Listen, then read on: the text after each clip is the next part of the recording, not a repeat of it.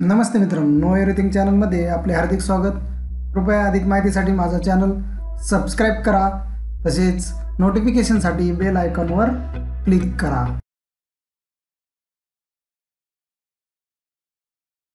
आपल्याला साहित्य लागणार आहे कापूस आणि काडीची पीठ।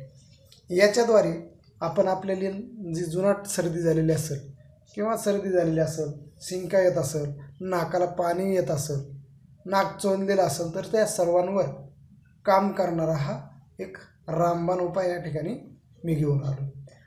तर मित्रांनो, हा कापूस आहे, त्या कापसाचा आपण जी सरकी असते, बी जी असते ती बाजूला काढायची आणि थोडासा कापूस या ठिकाणी आपण घ्यायचा आहे।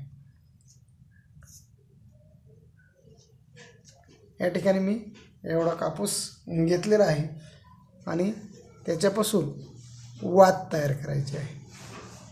वात आपण जी दिव्यात जी वात बनवतो ती वात आपण या ठिकाणी तयार करणार आहोत।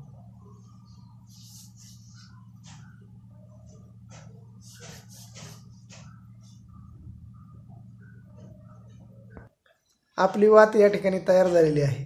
आता आपण ती वात पेटवणार आहोत।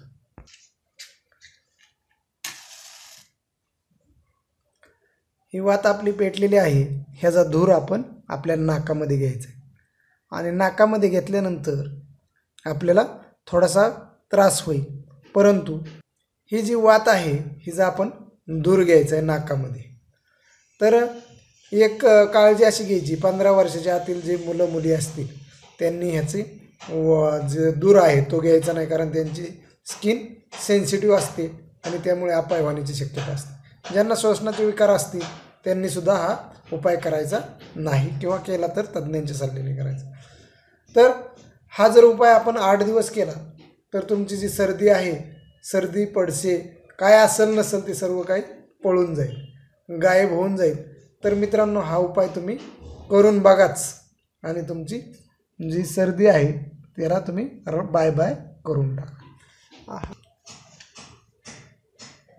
तुम्हाला जर मित्रांनो हा व्हिडिओ एकदम साधा सोपा घरगुती व्हिडिओ जो आहे, घरगुती उपाय जो आहे, तो उपाय जर तुम्हाला जर आवडला तर तुमच्या मित्रांसोबत किंवा अशी समस्या वारंवार येणाऱ्या लोकांसोबत, मित्रांसोबत, मैत्रिणींसोबत यांच्यासोबत तुम्ही शेअर करा। तसेच नो एव्हरीथिंग चॅनल सबस्क्राईब करायला विसरू नका। नवीन विषयासह, नवीन उपायासह लवकरच येत आहे। तोपर्यंत बाय बाय, टेक केअर।